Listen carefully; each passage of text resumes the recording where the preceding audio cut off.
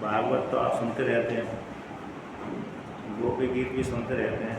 गोपी गीत तो बहुत गाते हैं, कथाकार सरल पड़ता है, वेद स्तुति कम गाते हैं। तो यहाँ पर वर्णन करते हैं। कल आपने सुना कि गोपिकाएं भगवान श्री कृष्ण के गृह में, भगवान श्री कृष्ण के गृह में अपने उद्गार निकालते हैं, भगवान श्री कृष्ण को पुकारती हैं, भगवान श्री कृष्ण को इधर उधर ढूंढती रहती हैं। नदी के किनारे जा करके, पुल के किनारे जा करके, यमुना जी के किनारे जा करके, रेती में बैठ करके वहाँ पर एक सारी गोपिका एकत्रित होकर के गाती हैं।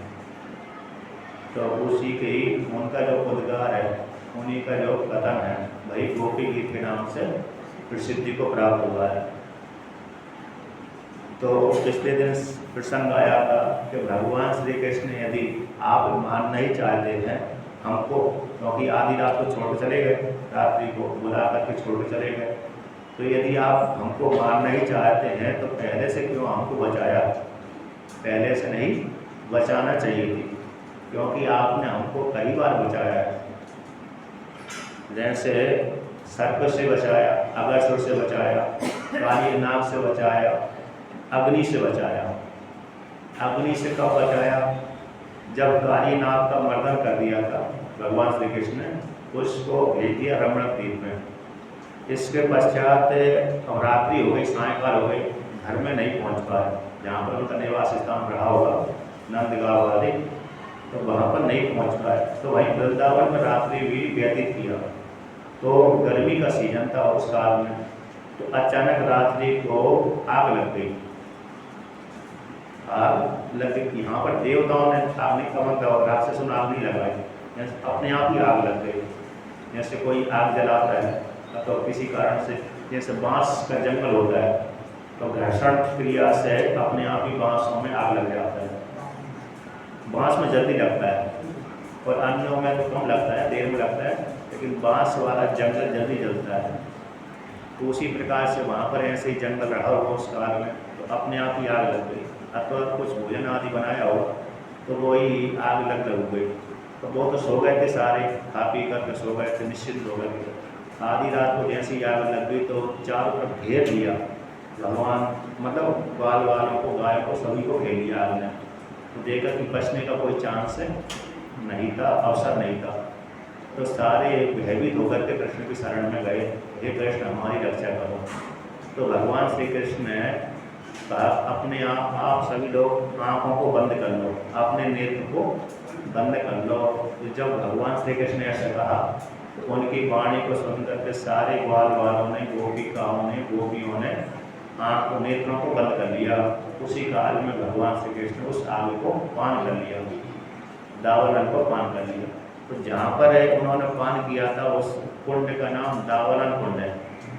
आप कभी जाएंगे वृंदावन में तो परिक्रमा मार्ग में जाएंगे तो जहाँ पर उड़िया बाबा का आश्रम है, प्रसिद्ध आश्रम है, उसी उड़िया बाबा के आश्रम के पास में वो कुंड है, दावलन कुंड के नाम से प्रसिद्ध है। तो नज़दीक में है, रेल फाटक के पास में उनका आश्रम, रेल जो फाटक है वहीं पर है, नज़दीक में है। तो आप कभी जाना तो कहते हैं आपने हमको विद्युत से बचाया, यानी आग से बचाया, दावलन आग को पान करके बचाया, और अन्यों से ही बचाया हमको। बार बार हमको आप बचाते रहे। यदि आपको मारना ही था तो पहले से ही मार देते, पहले से उपेक्षा कर देते, तो अभी तक तो हमको तड़पण होती नहीं। तो सिद्ध होता कि आपने पहले हमको कई बार बचाया, इसलिए अभी भी जीवन दान प्रदान करें। तो अभी जीवन दान कैसे प्रदान करें? सामने प्रकट होकर के, सामने प्रकट होकर के हमको जीवन दान प्रदान करें। इस प्रकार से दुखी होकर के कहते हैं गोपिकाएं। अब अगले श्लोक के द्वारा कहते हैं कि कृष्ण भगवान से कहते हैं कि तुम आप यशोदा के पुत्र अकेले नहीं हो, नंद बाबा के अकेले पुत्र नहीं हो, एक गोप गोपिका के आप पुत्र नहीं हो। तो कौन हो आप? अखिल ब्रह्मांड के नायक हो, ब्रह्मा जी के बनाने पर आए हो। इस भाव को व्यक्त करने के लिए, भगवान विष्णु के स्वरूप को बोध कराने के लिए गोपिकाएं कहते हैं। यानी आप एक देश के नहीं, एक सीमित अकेले नंद के ही पुत्र हो तो मानी बात है, तो नंद के तो आप पुत्र है भी नहीं हो, तो आप कौन हो? अकेले ब्रह्मांड के नायक हो। इस प्रकार से गोपिका कहती हैं। बहुत ही अच्छा श्लोक है। न खलु गोपिका नंदनो भवान अखिल देहि नाम अंतरात्म विकन सार्थिको विश्व गोप्तये सकपो देवान सात्वताम कुले। अच्छा, इसको लय से गाओ ना, गोपी गीत को भाव से युक्त गाओ, तो निश्चित रूप से इसको गाते गाते आंखों में अश्रु की धारा आने लगेगी। संगीत प्रदान है। लय से गाएंगे, भाव प्रदान होकर के गाएंगे, करुणापूर्वक गाएंगे, तो निश्चित रूप से आंखों से अश्रु झरी जाएंगे। एक बार मैंने गाया तो मेरे भी आंखों में आंसू आ गए लय से गाने पर। हाँ, तो उसी को मैंने अनुभव किया, जिसको लय से गाने से बहुत अच्छा लगता है, भावपूर्वक गाएंगे। तो यहाँ पर कहते हैं, संबोधन करते हैं, हे सखा, हे मित्र, हे प्यारे। भगवान श्री कृष्ण सखा भी है, प्यारे भी है, मित्र भी है, सब कुछ हैं। ऐसे ऐसे भगवान श्री कृष्ण है। गोपिका कहती हैं, न खलु गोपिका नंदनो भगवान, भगवान यदि आप है, गोपिका को आनंदित करने वाले, गोपिका को आनंदित करने वाले मात्र आप है। यशोदा नंदन, यशोदा नंदन श्री कृष्ण ही अकेले नहीं है। गोपिका को आनंद है, जिसका जो पुत्र है, जिस माता पिता से जो पुत्र पैदा हुआ, तो अपने माता पिता को आनंद प्रदान करता ही है। तो गोपिकाएं कहती है कि आप मात्र यशोदा के पुत्र नहीं हो। तो फिर कौन हो आप? यशोदा के पुत्र नहीं हो। तो हमने तो लोग में यही सुना है कि आप सभी स्त्री पुरुष यही कहते हैं कि यशोदा के पुत्र हैं, नंद बाबा के पुत्र हैं। आप तो कह रही हैं यशोदा के पुत्र ही नहीं हो आप, तो कौन हो? तो यहाँ पर कहते हैं, अखिल देहि नाम अंतरात्म वृक्ष, संपूर्ण प्राणियों के शरीर के भीतर जो रहने वाली बुद्धि, संपूर्ण प्राणियों के शरीर के भीतर रहने वाली जो बुद्धि है, समष्टि बुद्धि, व्यष्टि बुद्धि। समष्टि भी आ जाएगी और व्यष्टि भी आ जाएगी। समष्टि में हिरण्यगर्भ आ गया, व्यष्टि में हम लोगों का आ गया। तो समष्टि और व्यष्टि दोनों की बुद्धि में कहते हैं, उस बुद्धि के आप साक्षी हैं। आप कौन है? साक्षी हैं, दृष्टा हैं। आप जानते रहते हैं कि बुद्धि क्या क्या कार्य कर रही है, क्या निश्चय कर रही है, क्या निश्चय नहीं कर रही है। तो संपूर्ण प्राणी, जितने भी प्राण हैं, जिस प्राणी में मतलब जहाँ जहाँ भी प्राण होते हैं उसको प्राणी बोलते हैं। चाहे वो स्त्री हो, चाहे पुरुष हो, चाहे जानवर हो, चाहे पशु हो, चाहे पक्षी हो, चाहे वृक्ष हो। वृक्ष में भी चेतनता रहती है। इनको ऐसे तो ज्ञान हुआ था तुकाराम जी को, उन्होंने वृक्ष में चेतनता का अनुभव किया था। तभी फिर उन्होंने अपनी मानव को भेजा था उनको, जब लकड़ी काट लिया तो उन्होंने कहा कि वृक्ष को काटने के लिए गए तो उनके मन में भाव आ गए, जैसे मेरे को काटने से दर्द होता है उसी प्रकार वृक्ष को क्यों नहीं होगा। तो भाव जो आ गए तो उन्होंने लकड़ी काटे नहीं। तो उसी पर बाद में भाव बनाते बनाते बनाते पूर्व जन्म के संस्कार थे, तो भगवान के दर्शन नहीं हो गए। तो वृक्षों में चेतनता है, उनमें अंतःकरण रहता है, जीव है, योनि है। क्योंकि यमलार्जुन तो प्रत्यक्ष सिद्ध ही है, लेकिन उनमें जो अंतःकरण बहुत जड़ है, बहुत मूढ़ है, इसलिए दर्द तो होता है उनको, लेकिन बहुत सहन करने की शक्ति उनमें ज़्यादा है। सबसे नीच योनि वही है, वृक्षों की योनि है सबसे नीच योनि, सबसे जिसने ज़्यादा खराब कर्म किए, खराब कर्म। जी जी जी। तो जिस किसी ने स्त्री अथवा पुरुष ने सबसे ज़्यादा खराब कर्म किए हैं, उसको सबसे एक योनि पहले प्राप्त होती है वृक्षों की, तो शोधन करके ऊपर ऊपर जाता रहता है। हाँ, कभी ये है कि वृक्ष से बन करके किसी ने जल्दी काट दिया तो उस योनि से जल्दी छुटकारा हो जाता है, और किसी ने नहीं काटा तो देर तक वो भोगता रहता है, लेकिन जड़ अवस्था में रहता है वो। इस पर बाद कीड़े मकोड़े बनता है, कीड़े मकोड़े बन करके फिर पक्षी बनता है, पक्षी बन करके पशु बनता है, तो पशु पक्षी के बाद फिर छलांग लगाता है। कीड़े सबसे पहले वृक्ष से सबसे पहले तो भूत योनि में जाता है। भूत योनि के जाने के पश्चात जो नाग की योनि में गया वो भूत योनि में जा करके वृक्ष बनता है। वृक्ष बन करके फिर कीड़े मकोड़े बनता है। कीड़े मकोड़े बन करके फिर पशु अथवा पक्षी बनता है। पक्षी से कभी पक्षी से छलांग मार देता है, कभी पशु से छलांग। अंतिम आया करके ऐसे बोलते हैं गौ अश्व, ये अंतिम योनि होती है प्राय। फिर यहाँ से वो कहाँ जाता है, मनुष्य योनि में जाता है। फिर बनता है सबसे नीचे से जाता है तो शूद्र, वैश्य, क्षत्रिय, ब्राह्मण, इस प्रकार से होता है। और कभी कभी पशु से सीधा ब्राह्मण ही बन जाता है, क्षत्रिय बन जाता है, वैश्य बन जाता है, शूद्र बन जाता है। और उसी प्रकार से पशु से ही बन जाते हैं, पक्षी से बन जाते हैं। एक पक्षी तो एक माता जी शिव जी की परिक्रमा करी थी, किसी पुराण के अनुसार किसी शिव जी के मंदिर की परिक्रमा करी, उसी से ही अगले जन्म में वो राजा बन गया, एक परिक्रमा करता है। तो कभी कभी ऐसे ही हो जाता है। जैसे बहुत से पक्षी मंदिर में विश्राम करते हैं तो वो उनको पुण्य मिलता रहता है। उसी पुण्य के प्रभाव से वो उस योनि से छुटकारा पा करके मनुष्य योनि पहुँच जाते हैं।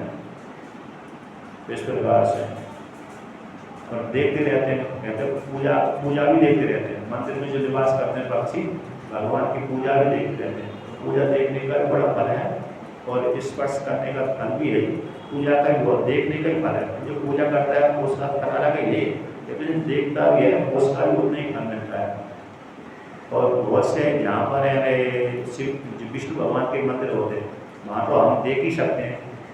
वहाँ तो हम क्या करते हैं, देख ही सकते हैं, अंदर नहीं जाने देते ना। वहाँ पर जो मूर्ति है तो मूर्ति की पूजा नहीं करता है। बाकी अन्य व्यक्ति तो पुजारी को दे देते सामान भी। दक्षिण भारत में ही जाने देते। अभी तो उत्तर भारत में भीड़ हो गई तो वहाँ नहीं जाने देते। उत्तर भारत में जहाँ प्रसिद्ध मंदिर है वहाँ पर भीड़ ज़्यादा हो गई, या तो टिकट कटा तब अंदर जाने देते हैं, या तो जनरल को तो दूर से दर्शन करो भगा देते हैं। तो कभी कभी अच्छा भी है, कभी कभी खराब भी है। कभी कभी व्यक्ति अशुद्ध भी होते हैं, इसलिए वो अच्छा है। कभी कभी खराब भी लगता है, जो शुद्ध होता है उनको दर्शन नहीं होते। तो दोनों प्रकार।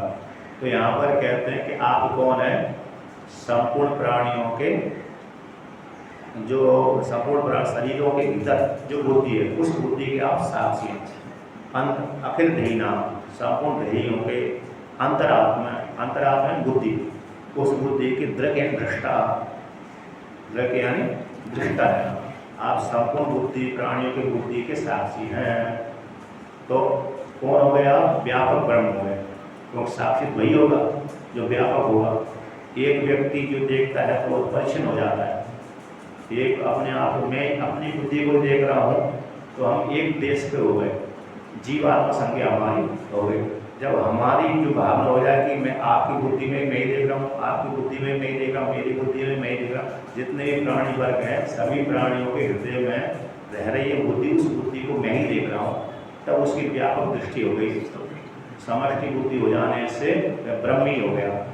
जो इस प्रकार से भावना करते, चाहे वो साधक हो चाहे साधिका हो, बालक हो तो बालिका हो, वृद्ध हो चाहे जवान हो, साधु हो या तो ग्रस्त हो, कोई भी हो, जिसने ऐसी भावना चालू कर दी तो वह विद्वान हो जाता है। आकर व्यापक ब्रह्म तो है ही, लेकिन जो जीव संज्ञा हो गई उपाधि को लेकर के, अज्ञान को लेकर के, वो जीव संज्ञा उसकी निवृत्त हो जाती है, नष्ट हो जाती है। अब उसकी संज्ञा कौन सी हो जाती है, विद्वान हो जाता है, ब्रह्म हो जाता है। ब्रह्म पहले भी था, बीच में भी है, बाद में ब्रह्म रहेगा। ब्रह्म भाव उसका समाप्त नहीं होता, क्योंकि पूर्णमद अपूर्णमिदं में एक भाव आया। पूर्ण तो परमात्मा से उत्पन्न हुआ है, पूर्ण पहले परमात्मा ही है, पूर्ण से उत्पन्न हुआ, फिर बाद में जब जीवात्मा रूप में उत्पन्न हुआ तब भी उसका अर्थ पूर्ण ही है। जब उसको उपाधि हट गई, जीवात्मा रूप उपाधि हट गई, तो अंत में पूर्ण में जाकर लीन हो जाता है। इसी प्रकार से ऐसा भावना करते रहिए, चिंतन करते रहिए, तो चिंतन करते करते वो उस फल की प्राप्ति यानी आत्मज्ञान की प्राप्ति, अपने को अपरोक्ष साक्षात्कार की प्राप्ति हो जाती है। तो कहते हैं आप कैसे संपूर्ण प्राणियों के साक्षी हैं, दृष्टा है। तो यहाँ पर कैसे आ गए आप यहाँ पर प्रदीप लोक में कैसे आ गए, नंद बाबा के घर में कैसे पैदा हो गए, यशोदा के कैसे पुत्र बन गए। कहते विघन विघ्नस आदि, तो विघ्नस विघ्नस बोलते हैं ब्रह्मा जी। ब्रह्मा जी ने आपकी प्रार्थना करी थी, ब्रह्मा जी ने आपकी क्या करी, प्रार्थना करी, क्योंकि अधर्म बढ़ गया था। जो सतयुग में जो राक्षस पैदा हुए थे, सतयुग में जो राक्षस थे वही द्वापर युग में क्षत्रिय के रूप में पैदा हुए थे, क्षत्रियों के रूप में। जो सतयुग में तो राक्षस योनि में ही थे, वो राक्षस है। और देवाशास्त्र दो परमात्मा की सृष्टि है, दो सतयुग में जो राक्षस होते हैं वो द्वापर युग में जाकर के क्षत्रिय वर्ण में पैदा हो जाते हैं। तो क्षत्रिय वर्ण में पैदा होकर के वो क्या करते हैं, वो अधर्म का प्रचार कर देते हैं। तो इसलिए ब्रह्मा जी ने कहा कि आप जो अधर्म का प्रचार कर रहे हैं उनको संहार करिए, उस अधर्म का नाश करिए। आधार्मिक व्यक्ति का नाश हो जाने से अधर्म का नाश हो गया, धार्मिक व्यक्ति को नष्ट कर देने से वहाँ पर धर्म घट जाता है। धार्मिक व्यक्ति को मार दिया तो वहाँ पर धर्म करने वाला कोई बचा नहीं, तो धर्म ही नष्ट हो गया। यद्यपि धर्म और धर्म नष्ट नहीं होते, व्यक्ति को नष्ट कर देने से उनका अभाव हो जाता है। व्यक्ति का नष्ट कर दिया, अब वहाँ पर वो प्रचार करने वाला नहीं बचा, उसके अभाव हो जाने से, उसके नष्ट कर देने से वो उसका अभाव बोल दिया जाता है अधर्म नष्ट हो गया और धर्म की वृद्धि हो गई। उन पापात्मा व्यक्ति को मार दिया, तो पापात्मा व्यक्ति को मार देने से अब वो धार्मिक व्यक्ति धर्म करने लगे, धर्म की वृद्धि हो गई, तो उससे खुशहाल जीवन हो जाता है, सुखी जीवन हो जाता है। धर्म करने से सुखी जीवन। आधार्मिक व्यक्ति को भी सुख प्राप्त होता है, लेकिन दूसरे को कष्ट जरूर होता है। उनके लिए तो सुख है, उनको आनंद आता है, उनको आनंद ना आए तो फिर वो दूसरे को परेशान करेंगे नहीं। राक्षस आदि उनको आनंद आता है उस समय। तो कहते फिर जो धार्मिक व्यक्ति दुखी हो जाते हैं, उन्हें दुखी हो जाते हैं तो भगवान अवतार लेते हैं, किसी महापुरुष को भेजते हैं, उनको संहार करते हैं। ये सृष्टि चलती रहती है। कहते हैं जब ऐसे राक्षस पैदा हो गए क्षत्रिय के रूप में, राक्षस भी हो गए थे कंस से। अब कंस से कौन तत्काल में भी से उत्पन्न हुआ है, क्षत्रिय वंश क्षत्रिय में पैदा हुआ है, लेकिन राक्षस से पैदा हुआ था, यक्ष से पैदा हुआ था और क्षत्रिय बन गया था। और राक्षस था कालनेमी का पुत्र था, वो कालनेमी का पुत्र था। तो कालनेमी जो भी हुआ तो उसी का भूल गया। मैं पढ़ा तो था मैंने कि कालनेमी था, तो कालनेमी को पुत्र था, कालनेमी होगा सारा। अब तो कालनेमी का पुत्र भी हो सकता है कंस है। कंस जो है ना, कंस का जो अवतार है कालनेमी का अवतार हो सकता है। जैसे दुर्योधन है, कलयुग का अवतार कहलाते हैं दुर्योधन है। और कर्ण है, कर्ण सूर्य से पैदा तो हुआ है, किंतु एक राक्षस विशेष था, वो राक्षस विशेष पैदा हुआ। जैसे द्रोणाचार्य बृहस्पति से पैदा हुए थे, उनके अंश से। ये सारे धार्मिक पक्ष वाले देवताओं के अंश से पैदा हुए, अधार्मिक पक्ष वाले राक्षसों के अंश से पैदा हुए। उसी प्रकार से भगवान ने कुछ स्वयं मारा, कुछ अर्जुन को निमित्त बना करके, द्रौपदी को निमित्त बना करके कौरव पांडवों में युद्ध करवा दिया और सभी को संहार करवा दिया। उसमें धार्मिक भी मरे, अधार्मिक भी मरे। ऐसा नहीं कि धार्मिक ना मरे हो उसमें दोनों ही मरे, लेकिन वो अधार्मिकों का नाश हो गया, मतलब अधर्म का नाश हो गया, धर्म की स्थापना हो गई। युधिष्ठिर महाराज ने फिर धर्म का प्रचार किया। तो कहते हैं ब्रह्मा जी के द्वारा आप प्रार्थित थे, ब्रह्मा जी ने आपकी प्रार्थना करी। किसके लिए प्रार्थना करी? कहते विश्व गुप्त है, विश्व की रक्षा करनी, गोपु रक्षण धातु। तो विश्व की रक्षा करने के लिए ब्रह्मा जी ने आपकी प्रार्थना करी थी। ब्रह्मा जी ने, देवताओं ने, ऋषि मुनियों ने, गौ ने, पृथ्वी ने, ये सभी ने प्रार्थना करी थी। तब उनकी प्रार्थना को सुन करके आप कहते कहाँ पर उत्पन्न हुए? सत्यनाम खुले उदयवान, सप्तम नाम के एक राजा हुए यदुवंश में, तो उनके कुल में आप पैदा हुए। यदुवंश भी है, यदुवंश है। शुरू में तो याति महाराज के 4 पुत्र हुए, उसमें से देवयानी और शर्मिष्ठा 2 पत्नियां थी। तो सबसे पहले तो बड़ा पुत्र यदु था, तो यदु में ही भगवान श्री कृष्ण पैदा हुए, इसलिए यादव कहलाते हैं। और कुरु वंश में, कुरु के वंश में और पैदा हुए। कुरु के देवयानी शर्मिष्ठा का छोटा पुत्र था, वो बड़ा तेजस्वी था, तो वही राजा बना था। सूर्यचंद्र वंश का राजा वही बना। याति राजा ने उसी को याद कर दी थी। अन्यों को तो उन्होंने आपके नहीं मानी, बेटी सभी को राजा नहीं बनाया, अब हाँ सही नहीं दिए, जवानी नहीं दिए, यानी आज्ञा को उल्लंघन कर दिया। तो आज्ञा का उल्लंघन कर देने से फिर राजा नहीं बनाया। क्रूर ने आज्ञा का उल्लंघन नहीं किया, इसलिए उसी को राजा बनाया। और श्रेष्ठ भी था वो, उसी में ही क्रूर नाम के राजा हुए, कौरव कहलाए, बड़ा तेजस्वी था। तो कहते हैं आप यदुवंश के मध्य में, यदुवंश के कुल में सत्वत नाम का एक राजा होगा, उसके कुल में आप पैदा हुए, उसे सात्वत कहलाते हैं। और यदुवंश में पैदा होती है यादव क्या कहलाते हैं, चंद्रवंश में पैदा हुए तो चंद्रवंश के चंद्रवंशी कहलाते हैं। सत्वत में सात्विक नहीं, सत्वत नाम के एक राजा हुए, क्योंकि सात्वत कहलाते हैं भगवान श्री कृष्ण। कौन? एक ही है, मतलब चंद्रवंश में पैदा हुए चंद्रवंशी कहलाते हैं, यदुवंश में पैदा होते यादव कहलाते हैं। कौन? कृष्ण भगवान चंद्रवंशी है। हाँ, राम जी सूर्य वंश में पैदा हुए, चंद्रमा वंश में पैदा हुए। मतलब बीच बीच में जो प्रधान जो राजा हो जाते हैं उनके नाम से चल जाता है, वंश परंपरा चल जाती है इस प्रकार से। इसलिए यहाँ पर सत्यताम बोल दिया, तो सत्यताम का तो सत्वत नाम के एक राजा हुए थे, उनके वंश में आप पैदा हुए। उससे पहले यदु हुए, यादव कहलाया। उससे पहले चंद्रमा हुए, चंद्रवंशी कहलाया। अब वो कहते हैं इस प्रकार से कहने के पश्चात आप भगवान विष्णु व्यापक है, व्यापक विष्णु सबके साक्षी है, ब्रह्म है।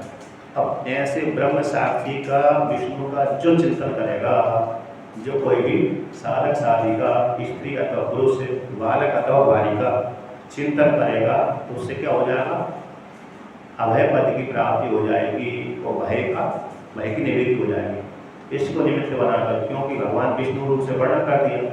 अब विष्णु को वर्णन कर देने से, विष्णु तो क्या होते हैं, व्यापक भी है विष्णु भगवान, और भक्तों को अभय प्रदान करने वाले हैं, अज्ञान को निवृत्त करने वाले हैं, अज्ञान को निवृत्त करने वाले हैं, संकटों को दूर करने वाले हैं, अभय पद को देने वाले हैं, सर्व समर्थ है, कर्तुम अकर्तुम अन्यथा कर्तुम में समर्थ है ना, और समर्थ और समर्थ है। किसी की उनके ऊपर शासन नहीं चलता, किसी का भी उनके ऊपर शासन नहीं चलता, वो सभी के ऊपर शासन चलाते हैं। तो वही ऐसे जो भगवान विष्णु रूप कृष्ण, भगवान व्यापक ब्रह्म रूप विष्णु है, क्योंकि विष्णु शब्द भी किससे बनता है, विष्णु व्याप्त धातु से बनता है, जो संपूर्ण जगत को व्याप्त कर ले उस धातु का अर्थ है विष्णु व्याप्त, तो संपूर्ण जगत को व्याप्त करता है, उसी से नौ प्रत्यय करके विष्णु शब्द बन गया। तो संपूर्ण जगत को व्याप्त करने वाले को विष्णु बोलते हैं, व्यापक पद है। तो व्यापक पद वो जो परमात्मा भगवान विष्णु वही श्री कृष्ण है, कर सकती कृष्ण, जो भक्तों के दुखों को दूर करते हैं और चित्त को अपनी ओर खींच देते हैं, और ब्रह्म के वाचक है। तो ऐसे भगवान श्री कृष्ण का जो चिंतन करेगा, साधक अथवा साधिका, स्त्री अथवा पुरुष, उसको संसार से जो भय आ रहा है वो भय की निवृत्ति हो जाती है। उसी को लेकर के यहाँ पर कहते हैं विरचितः भयं कृष्णेन्दुर्यते चरणमीयुषां संसतेर्भया करसरोरुहं कान्तकामदं शिरसि देहिना श्रीकरगृहम्। तो यहाँ पर गोपिकाएं संबोधन करती कांत है, कांत का अर्थ होता है पति, प्यारे। कांत शब्द का अर्थ पति भी होता है, प्यारे भी होता है। तो पति कांता है, पत्नी, तो कांत है पति प्यारे, हे कांत हे पति। कहते हैं विरचिता भयम विष्णु धुर्यते, और विष्णु वंशी में आप कैसे धुर्य तेजस्वी है। और दूसरे संबोधन कर दिया विष्णु धुर्य है, विष्णु धुर्य है, और विष्णु वंश भी है भगवान श्री कृष्ण का, उसमें आप कैसे तेजस्वी हैं। जैसे यदुवंश में आप सबसे श्रेष्ठ हैं, उसी प्रकार से विष्णु वंश में आप कैसे सबके धुरी हैं, तेजस्वी हैं। कहते हैं जो कोई भी चरणम यूषाम, जिन साधक साधिकाओं ने, जिन स्त्री पुरुषों ने आपके चरणों का आश्रय लिया, तो वे चरण क्या करते हैं, कहते हैं भय को निवृत्त कर देते हैं। और संसार वो सागर है, संस्कृति भया, संस्कृत के संसार वो संस्कृति है, संसार संस्कृति संसार, जो संसरण करे, जो चलता ही रहे उसको संसार बोलते हैं। ऐसे संसार रूप भय से जिन साधक साधिकाओं ने, जिन स्त्री पुरुषों ने आपके चरणों का आश्रय लिया, उनको संसार रूप भय की प्राप्ति नहीं होती। संसार के भय को निवृत्त कर देते हैं, क्योंकि आपके चरण कैसे हैं? अभय को देने वाले हैं। वृचिता भयम, अभय को देने वाले हैं। आपके चरण कमल कैसे हैं? अभय को देने वाले, संसार रूप सागर से मुक्त करने वाले हैं और संसार रूप भय को निवृत्त करने वाले हैं। और आप कैसे हैं? कहते कामदम, इच्छा के अनुसार फल देने वाले। जिस साधक साधिका ने, जिन स्त्री अथवा पुरुष ने जिस कामना को लेकर के आपका चिंतन किया है, भजन किया है, पूजन किया है, उसी के अनुसार आप उसको फल देते हैं। जैसे किसी ने संपत्ति के लिए आपका चिंतन किया, भजन किया, तो आप उसको संपत्ति दे देंगे। जिस किसी ने आपका भजन ज्ञान के लिए किया है, तो आप ज्ञान प्रदान कर देते हैं। जिस किसी ने आपका भजन मोक्ष के लिए किया है, तो मोक्ष प्रदान कर देते हैं। ऐसे आप है कामना को पूर्ति करने वाले, वरदान देने वाले। कहते हैं कर सरोरुहम, कर बोलते हैं हाथ, हाथ कर यानी हाथ, और सर, सर यानी तालाब, जल, उससे जो उत्पन्न होता है, तालाब से जो उत्पन्न हुआ, जल से जो उत्पन्न हुआ। कमल भू यानी कमल, रूही धातु है, बीज बोले आपने, बीज संतने बपने अर्थ में, बोने अर्थ में, उत्पन्न होने अर्थ में। जो जल से जो पैदा होता है, ऐसे जो कमल, उस कमल के शब्द से आप हाथ जिनके, उस कमल के समान, कमल कैसा कोमल होता है, कठोर नहीं होता। तो कमल के जैसे कोमल है हाथ जिनके, ऐसे वो भगवान विष्णु रूप कृष्ण है। ऐसे उस हाथ को आप अपने हाथ को, तो कहते हैं जैसे आपने श्री कर ग्रहम, श्री यानी लक्ष्मी, श्री का अर्थ होता है लक्ष्मी, मोक्ष रूप लक्ष्मी भी है और लक्ष्मी रूप लक्ष्मी भी है। मोक्ष रूप लक्ष्मी, श्री शब्द का अर्थ है लक्ष्मी भी आता है, श्री शब्द का अर्थ मोक्ष भी आता है। तो यहाँ पर तो लक्ष्मी जो धन को देने वाली लक्ष्मी है। जैसे आपने लक्ष्मी को हाथ पकड़ा हुआ है, आपने उनका हाथ को पकड़ लिया, ग्रहण कर लिया, आता था आपने क्या कर लिया, उनको पत्नी बना लिया। हाथ को पकड़ना मतलब पत्नी बना लेना। वो समुद्र से पैदा हुई वो, और समुद्र से पैदा हुई तो वो वर के लिए खोज रही थी, तो आपके पास में आई, तो आपने उसका हाथ पकड़ लिया, ग्रहण कर लिया, आपने उसको पत्नी रूप से स्वीकार कर लिया। तो जैसे आपने लक्ष्मी का हाथ पकड़ा है, ग्रहण किया, उसी प्रकार से हे श्री कृष्ण, हे प्यारे, हे पतिदेव, हमारी इच्छा को पूर्ति करने वाले आप उसी हाथ को, जिस हाथ से आपने लक्ष्मी को ग्रहण किया, पकड़ा है, पत्नी बनाया है, उसी हाथ को आप हमारे सिर पर रख दीजिए, हम गोपिकाओं के सिर पर रख दीजिए। तो उससे क्या हो जाएगा? तो उससे हम कृतकृत हो जाएंगी, हम गोपिकाएं। यदि आपने एक बार हाथ रख दिया, कृतकृत हो ही जाएगा। होता नहीं होता? भगवान श्री कृष्ण, भगवान राम जी कहते हैं, वाल्मीकि रामायण का एक श्लोक है, सक्री देवी प्रपन्नाय तवास्मि च याचते अविहम सर्वभूतेभ्यो ददामि एतम व्रतम मम। ये वाल्मीकि रामायण का श्लोक है। ये वहाँ पर आता है जब विभीषण रावण को त्याग करके राम जी के शरण में आता है, तो विभीषण को देख करके, राक्षसों को देख करके, उसके मंत्री आदि को देख करके, जो सुग्रीव है, जामवंत है, अन्य बंदर है, तो कहने लगे राक्षस उठ चला रहा है, राक्षसों का पक्ष वाला है, इसको भगा दो, मार दो, कूद दो, बंदी बना दो। तो हनुमान जी ने तो उसको समर्थन किया कि ये शरण में आया है, भेद बुद्धि वाला नहीं है। तो राम जी से कहा अंतिम निर्णय आपका है, आप क्या सोचते हैं? लक्ष्मण जी ने भी अनुमोदन किया, लेकिन अंगद ने, सुग्रीव ने थोड़ा विरोध किया। तो राम जी ने सभी के मतों को जान करके, सभी के मतों को जान करके, हृदय के भाव को जान करके राम जी ने कहा यदि शरण में आया है, कहते मैं आपकी शरण में आया हूँ, तो मेरा सिद्धांत है, राम जी कहते हैं मेरा सिद्धांत है। कौन सा सिद्धांत है? कि सक्री देवी पर पढ़ना है। सक्री देवी एक बार, सक्री शब्द का अर्थ होता है एक बार। एक बार कोई मेरी प्रपन्नाएं शरण में आ गया, प्रपन्न हो गया, चरणों में गिर गया, शरण में आ गया। शक्ति देव प्रपन्नाएं तवास्मी चाहिए और याचना करते हैं। कौन सी याचना करते हैं? हे राम, मैं आपका हूँ, मेरे को अभय प्रदान करें। शक्ति देव प्रपन्नाएं तवास्मी चाहिए अभी हम सब भूते कहते ददाम ये तब व्रतम होगा, मेरा सनातन व्रत है कि मैं सारे भूतों से उसको अभय प्रदान कर देता हूँ। भगवान का वचन है, प्रतिज्ञा है। इसलिए तो साधु महात्मा उन्हीं की शरण लेकर के तो अभय भूते अभय पद को प्राप्त करते हैं। और जिस किसी ने घर छोड़ा है, संपत्ति को लेकर तो घर नहीं छोड़ा, तो संपत्ति को आज से बना के हम वहाँ जाएंगे, सुखी हो जाएंगे, है? हम यहाँ से घर छोड़ दिया, घर संपत्ति छोड़ दिया, लेकिन वहाँ पर जाकर हमको संपत्ति प्राप्त हो जाएगी, हमें प्राप्त हो जाएगा, ऐसा तो उद्देश्य करके नहीं छोड़ा था। किसको उद्देश्य करके छोड़ा था? किसी न किसी भगवान को उद्देश्य करके छोड़ा था।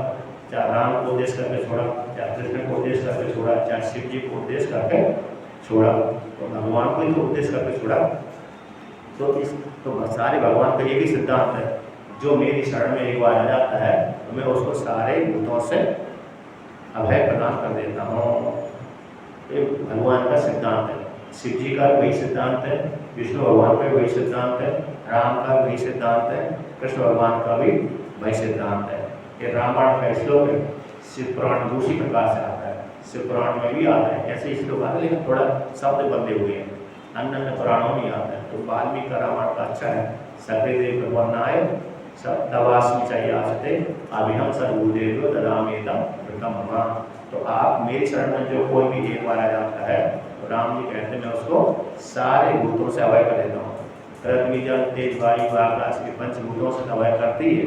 साथ साथ जितने जानवर आदि ये सारे भूत भी उन्हीं के शरीर है, पंचभूतों, इनसे ही अभय कर देता हूँ। काम क्रोध लोभ मोह आदि सबसे अभय कर देता हूँ। ये भी उसमें सभी अंतर्भूत हो जाते हैं, आत्म मुक्ति प्रदान कर देता हूँ। जिसने भगवान को एक बार शरण ले लिया तो ले लिया, फिर वो शरण लेने के पश्चात ऐसा नहीं रहेगा, सोता ही रहेगा, वो खाएगा पिएगा सोता रहेगा, ऐसी बात तो नहीं है। शरण लेने के पश्चात वो जिस किसी आश्रम में रहेगा, उस आश्रम में रहकर के व्रत अनुष्ठान आदि करेगा, आत्मा का चिंतन करेगा, उसी प्रकार से अभय पद को प्राप्त हो जाता है। इस प्रकार से आप अपना हाथ हम गोपिकाओं के सर के ऊपर रख दीजिए। आप भी भावना करें तो आपके सर के ऊपर ही रखा जाएगा, ठीक है। भगवान तो भावना है, भावना करने पर भगवान हमारे सर के ऊपर भी रख देते हैं, सर के ऊपर रख देते हैं। इस प्रकार से अब आगे कहते हैं गोपिकाएं अगले मंत्र के द्वारा, श्लोक के द्वारा। ब्रज जनार्ति हम वीरयोषिताम् निज जना स्मय ध्वंस न स्मिता भज सके भव किंकरीस्मनो जतिरुवादनम चारुदर्शया। तो यहाँ पर एक गोपिका कहते हैं, संबोधन करते हैं ब्रज जनाते हैं, ब्रजवासी, ब्रजवासियों के दुखों को दूर करने वाले। क्योंकि भगवान श्री कृष्ण जब से पैदा हुए प्रकट हुए थे तभी से उनके पास में कष्ट ही कष्ट आने लगे थे। कोई कभी राक्षस आ गया, कोई कभी आ गया, कोई आंधी आ गई, तूफान आ गया, वर्षा हो गई, बच्चों को खा गया, सर्प खा गया, पानी से मतलब इंद्र देवता ने परेशान कर दिया। पहले भी थोड़े पहले तो कम दुखी थे, लेकिन भगवान श्री कृष्ण ज़्यादा आ गए ना, पैदा हुए थे, तब से राक्षसों ने हमला ज़्यादा कर दिया। वो पहले जब राक्षस तो रहते थे वहाँ पर, लेकिन वो क्षेत्र को जाते नहीं थे। तो ब्रजवासी है ना, उस क्षेत्र को नहीं जाते। जैसे गर्दव बन करके एक राक्षस रहता था, उस क्षेत्र को नहीं जाते थे। और जो कोई भी वहाँ पर गया खाई जाता था। वृंदावन के आगे है वो क्षेत्र, अब तो बस्ती है, अब तो वन तो भागी गया, अभी तो पूरी बस्ती है, बिल्डिंग। जैसे यहाँ पर बिल्डिंग है ऐसी वह बिल्डिंग है। वन तो भागी गया, जो वन था वृंदावन वो तो भागी गया। सीधा क्या बचा?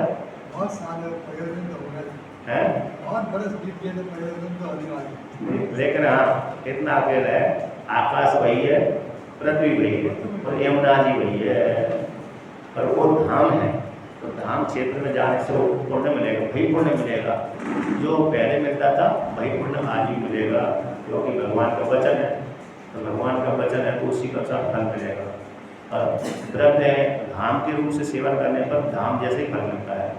इस प्रकार से तो कहते हैं ब्रज जनार्दन, ब्रज जनों के आत्यों को जो दुख था उनको हरण करने वाले हे वीर, कहते हैं योषिताम उपदेशियों को हम कैसे आपकी किंकरी सेवक हैं।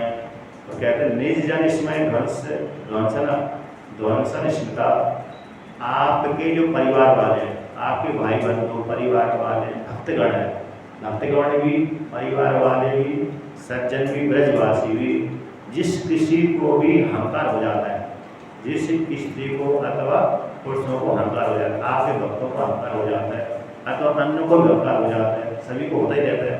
कहते हैं निज जन्म, तो आप उनको जो विस्मय हो जाते हैं, गर्व हो जाता है, उस गर्व को आप शीघ्र ही धन से नष्ट कर देते हैं। किस प्रकार से? हंस करके ही, आपकी हंसी को देख करके, आपकी प्रसन्नता के माध्यम से ही वो सभी लोगों का क्या हो जाता है, जो अहंकार का गर्व था वो सारा समाप्त हो जाता है। भगवान एक मुस्कान कर दें, भगवान एक मुस्कान दिखा दें तो रूप को लेकर किसी प्रकार से, तो जिनको मन में अहंकार था वो सारा अहंकार निवृत्त हो जाता है। भक्तों को तो जल्दी हो जाता है, अन्य व्यक्ति को दूसरी प्रकार से हो जाता है, अन्य व्यक्ति को दूसरी प्रकार से, भक्तों को शीघ्र थोड़ी सी वस्तु में, थोड़ी सी दृष्ट में, निमित्त में, भक्तजनों को तो थोड़ी सी निमित्त में अहंकार कैसे हो जाता है, निवृत्त हो जाता है। जो भक्त नहीं है उनको थोड़ी देर में निवृत्त होता है।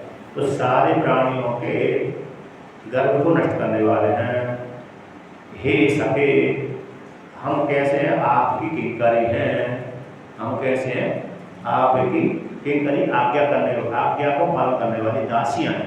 जैसे दासी होती हैं, अभी तो नहीं होती, होती थे अभी भी दासी, अभी जो नौकरी करते हैं वो दासी संग ही होगी अभी जो नौकरी करते हैं दासी संग हटा दी, लेकिन आप जब जिसके घर में नौकरी करते हैं वो दासियाँ ही हैं।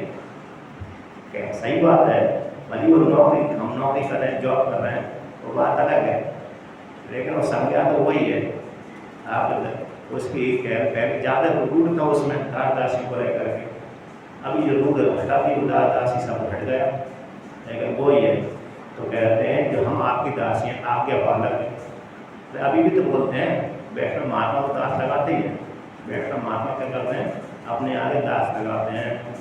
पर स्त्रियाँ तो बोलती हैं पति देव से कि हम आपकी दासी हैं, अभी बोलती हैं, और स्त्रियाँ बोलते नहीं बोलते, बोलते हैं नहीं बोलते, अरे नहीं आशय की नहीं बोलती, तो आप बोलती हैं,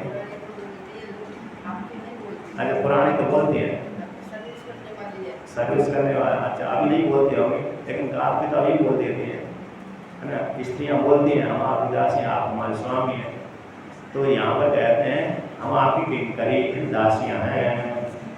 तो ऐसे कहते हैं हे सके, हम यशोदा को, हम सेविका को, हम दासी को आप सेवा करें। जल रूहानम चारु दर्शय, गोपिका कहती हैं आपका जो मुख है, जल से उत्पन्न होने वाला कमल, कमल के सदृश आपका मुख है, कोमल सुंदर, यहाँ पर सुंदर है, कोमल भी है, सुंदरता भी है। भगवान श्री कृष्ण का मुख कैसा है? कोमल भी है और सौंदर्य से भरा पूरा है, कामदेव से भी सुंदर है।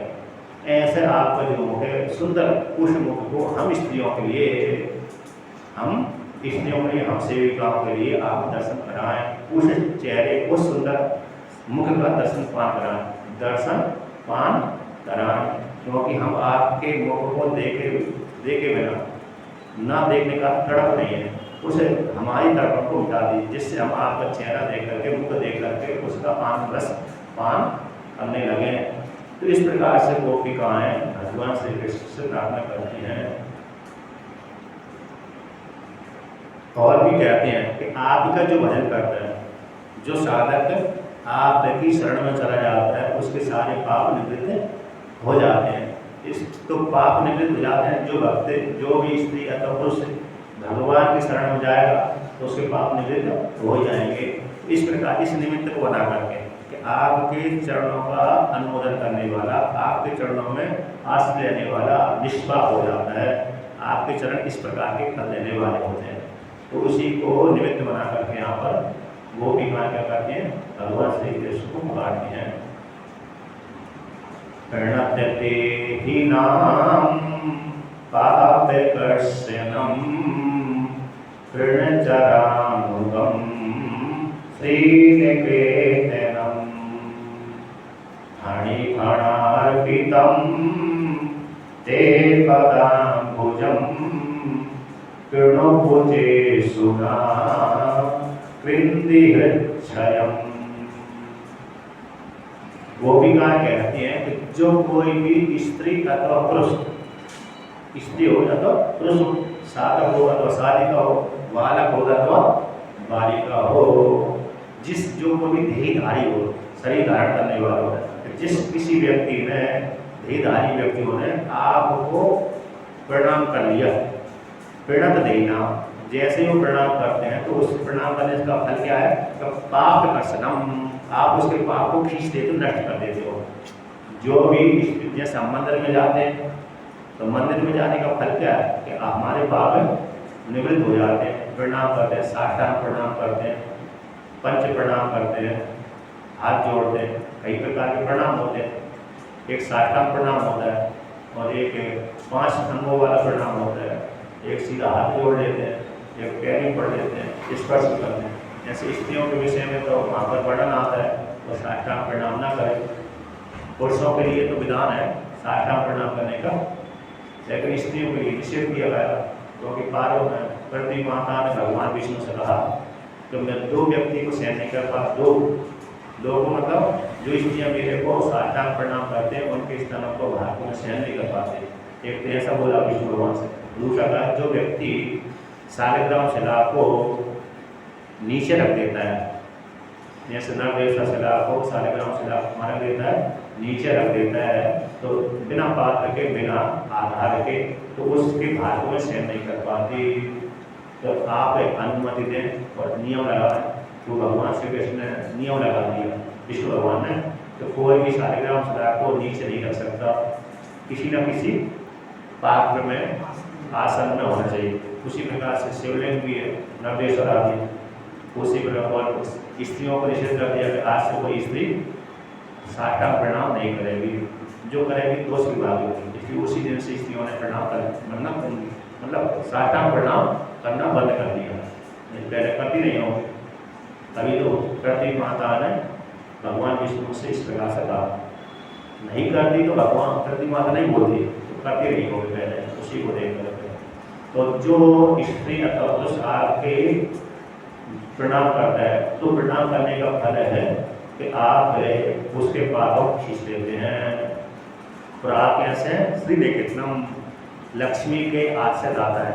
निकेतन बोलते हैं घर, जैसे आपका घर है, निकेतन का होता है घर, निवास स्थान। तो आप कैसे लक्ष्मी के आश्रय दाता है, लक्ष्मी आपके हृदय में विराजमान रहती है। तो कहते हैं तृणचरानुगम, जो तृणों को भक्षण करते हैं, और गाय भैंसा, गाय आदि, तो गाय आदि जो तृण को भक्षण करते, उनके पीछे आप जाते रहते हैं। गाय चराने के लिए जाते हैं ना भगवान से, नग्न पैर जाते हैं, ऐसा नहीं करेंगे जूता चप्पल पहन के जाते हो, नग्न पैर करके जाते हैं।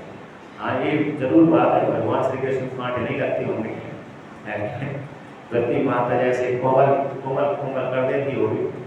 जैसे राम जी जब वनवास गए ना, तो नग्न पैरी गए थे, प्रति माता कोमल हो जाती थी। जहाँ पर राम जी का और भरत का मिलाप हुआ तो वहाँ पर प्रति पत्थर पिघल गया था, इसीलिए उसे वो पत्थर पिघल जाने के कारण राम जी का और भरत जी के चरणों पर चिन्ह पड़ गए, छाप पड़ गई। चित्रकूट में जब जाएंगे आप, चित्रकूट में तो भरत मिलाप हुआ है, कामदगिरी परिक्रमा करेंगे तो वहीं पर कामदगिरी परिक्रमा के मध्य में ही, पहाड़ के पास में ही भरत मिलाप हुआ है। भरत जी ने राम जी के साथ गले मिले हैं, जब गले मिले हैं तो उनके भरत जी के प्रेम को देख करके तो वो पत्थर पिघल गया था। तो पत्थर जब पिघल गया तो दोनों के पैरों के छाप पड़ गए, पद चिन्ह हो गए। आज भी वो है, लोग दर्शन करते हैं। चित्रकूट जाएंगे आप तो चित्रकूट में दर्शन करने के स्थान है। एक तो राम घाट है, राम घाट में शिव जी का मंदिर है, और जानकी कुंड है। वहाँ पर मतलब जानकी स्नान करती रही होगी, जानकी कुंड पड़ गया। कामदगिरी की परिक्रमा है, तो कामदगिरी की परिक्रमा में 4 भगवान विष्णु के मुख हैं। कामनाथ के जो विष्णु भगवान की है, पृथ्वी का है। और वहीं पर है अरे जहाँ पर भरत जी का राम जी का मिलाप हुआ था, 4 भाइयों का, तो भरत मिलाप है उसे यहाँ पर पैरों के चिन्ह पड़े हुए हैं। तुलसीदास जी ने भी आसपास वहीं पर है एक वृक्ष लगाया था। और हनुमान लक्ष्मण जी टेक दिए, वहीं पर लक्ष्मण जी ने देखा सेना आ रही है। इसके पश्चात अनसुईया माता का आश्रम है, अनसुईया माता जहाँ से मंदाकिनी नदी निकली हुई है, वहाँ पर जाओ दर्शन करो। ऊपर शिव जी का मंदिर है, और गुप्त गोदावरी है। कौन सी है? गुप्त गोदावरी। इतने चित्रकूट में दर्शन करने योग्य है, अच्छा तीर्थ क्षेत्र है। यहाँ से ट्रेन पकड़ो, चित्रकूट चले जाओ। से पहले हैं? इलाहाबाद के पास हम पहले प्रयागराज से पहले आए, यहाँ से जाएंगे सीधा जो भी जबलपुर से कटनी से सीधा चित्रकूट ही आता है। तो ट्रेन से जाए, दर्शन करके लौट जाए। प्रयाग चले जाए, अच्छा तीर्थ क्षेत्र है। तीर्थों की महिमा सुनने से जाने का वो हो जाता है। तो कहते हैं देखिए आप कैसे फणी बना देता हूँ। जैसे फणी था सर्प करिए ना, उसके फण पे आपने अपने चरणों को चिन्ह को रखा था। उसी प्रकार से आपके जो चरण कमल हैं, आपके जो चरण कमल, उस चरण कमलों को कहते हैं हमारे ऊपर कर दिए। कहाँ रख दिए? उच्चेषु। गोपिका कहती हैं हमारे कोचों के ऊपर। कुछ मतलब होते हैं स्तंभ, तो हमारे स्तंभ के ऊपर रख दीजिए। तो इससे क्या हो जाएगा? कहते हैं ना हृदय, जो हमारे हृदय में जो वासना बैठी हुई है, कामना बैठी है, तो आपके चरणों के रख देने से हमारी सारी वासना समाप्त हो जाएगी। इस प्रकार से गोपिका कहते हैं जैसे आपने सर्प के फण के ऊपर रखा था, पैर रखा था, उसी प्रकार से हमारे कुछों के ऊपर, स्तनों के ऊपर क्या कर दीजिए? पैरों को रख दीजिए। जिससे हमारे मन में जो भी पति को लेकर के वासना, पुत्र को लेकर के, पत्नी को लेकर के, माता को लेकर के, भाई बंधु को लेकर के, धन को लेकर के, ये तो वासना है। माता पिता भाई बंधु स्त्री पुत्र धन संपत्ति ऐश्वर्य, एक वासना को रूप कहलाती है। तो जो मन में बैठी हुई वासना है या सारी वासना है, ये सारी वासना निवृत्त हो जाएगी। आप हमारे स्तनों के ऊपर, कुछों के ऊपर पैदा देंगे। तो इस प्रकार से गोपिकाएं यहाँ पर वर्णन करती हैं। और भगवान है ही, अब किसी ने किसी के सर के ऊपर रख दो, हाथ रख दो, हाथ रख देने से भगवान का क्या हो जाएगा? उसकी बात नवृत्त हो जाएगी। चाहे हाथ रख दीजिए, चाहे पैर रख दीजिए, चाहे एक प्रेम भरी दृष्टि से देख लीजिए। भगवान को तो देखना ही अकेला पर्याप्त है। जैसे अब एक और है, एक शिवानंद लहरी में, सौंदर्य लहरी में एक जाके आता है कि एक जैसे देवता है, देवता तो जो भक्त है उनकी उपासना करता है, तो देवता किस प्रकार से फल प्रदान करते हैं उन लोगों को, भक्तों को? कहते हैं हाथ के द्वारा प्रदान करते हैं, वरदान के द्वारा, हाथ के द्वारा। तो इस प्रकार से उनके फल को देते हैं। कहते हैं माता पार्वती कैसे देती है? कि माता पार्वती तो मात्र पैर के अंगूठे के पास दे देती है, उसको हाथ उठाने की जरूरत नहीं पड़ती, हाथ को उठाने की जरूरत नहीं पड़ती। देवताओं को तब हाथ उठाना पड़ती है, तब वो फल उनको देते हैं। जो भी देवता की उपासना करता है उनको प्रयास करना पड़ती है, हाथ उठा कर देते हैं। किंतु माता पार्वती को तो हाथ उठाने की जरूरत नहीं पड़ती, मतलब उनके पैर से ही काम चल जाता है। जैसे आप शिव महिमा पढ़ते हैं तो इसमें भगवान शिव जी के विषय में आता है, संपत्ति को लेकर के। कौन सा आता है? इसको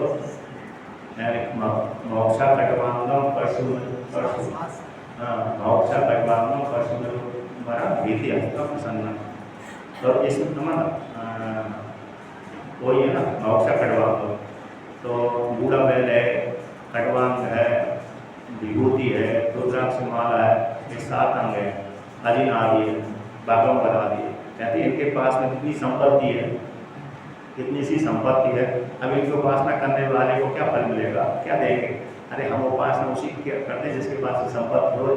आपके पास में कोई संपत्ति है तभी दूसरा व्यक्ति आपके पास में आएगा उपासना करने के लिए, सेवा करने के लिए। अब आप पहले से करोड़पति हैं, करोड़पति मान दिख गया ना, करोड़पति कोई सेवा नहीं करता, लेकिन शिव जी तो करोड़पति जैसा बड़ा कर दिया। शिव जी को बूढ़ा बैल है, खाए का पाया है, एक त्रिशूल है, बागंबर है, यानी सोने की माला होती दो ही बात की माला, सोने की माला के स्थान पर रुद्राक्षी माला और सर्प है। अब वो सर्प को कौन लेगा? नहीं, सोने की हो, हीरे की मणि हो, उसी में लोग से व्यक्ति सेवा करते हैं। आपके पास में इतनी संपत्ति है तो आपके पास में कौन सेवा करेगा? तो वहाँ पर कहते हैं कि आपकी जो सेवा करता है, कि आपकी सेवा से आप जैसी जो भी सेवा देता है, सेवा करते हैं, आप भ्रिकुटी हिला देते हैं। क्या करा देते हैं? भ्रिकुटी। तो भ्रिकुटी हिलाने मात्र से देवताओं को ताम व्यक्ति ददति तो भवद्भू प्रणीताम, देवता उस सृष्टि सिद्धि को धारण कर लेते हैं तो भ्रिकुटी मात्र से। लेकिन आपके पास में है क्या? कुछ भी नहीं है क्या नहीं? तो वहाँ पर से महिमा कहते हैं कि विश्वात्मा राम विषय में कृष्ण रमण जी, भगवान श्री कृष्ण की इंद्रिय है भगवान शिव जी की इंद्रिय पराधीन स्वाधीन रहते हैं। तो स्वाधीन के पास में अपार संपत्ति रहती है, पराधीन के पास में थोड़ी सी सीमित संपत्ति रहती है। पराधीन नहीं है और पराधीन सबने सुनना है। तो इस प्रकार से वहाँ पर आता है, वर्णन आता है, मतलब जो भक्त भगवान श्री कृष्ण के, विष्णु के, राम जी के, कृष्ण की शरण में जाता है, भगवान क्या करते हैं? उसके पापों को निवृत्त कर देते हैं। ऐसी भावना करते रहिए कि भगवान हम भी आपकी शरण में गए, हमारे पाप निवृत्त हो जाए। पाप को निवृत्त होने का मतलब है हमारी जो वासना है समाप्त हो जाना। वासना समाप्त हो गई तो पाप निवृत्त हो गए। जब तक वासना बैठी रहती तब तक व्यक्ति मन में यही चिंता करते मैं बहुत पापी हूँ, बोलते नहीं बोलना। जब वासना निवृत्त हो गई तो समझ जाना चाहिए कि निष्पाप हो गया वो। ठीक है, तो ओम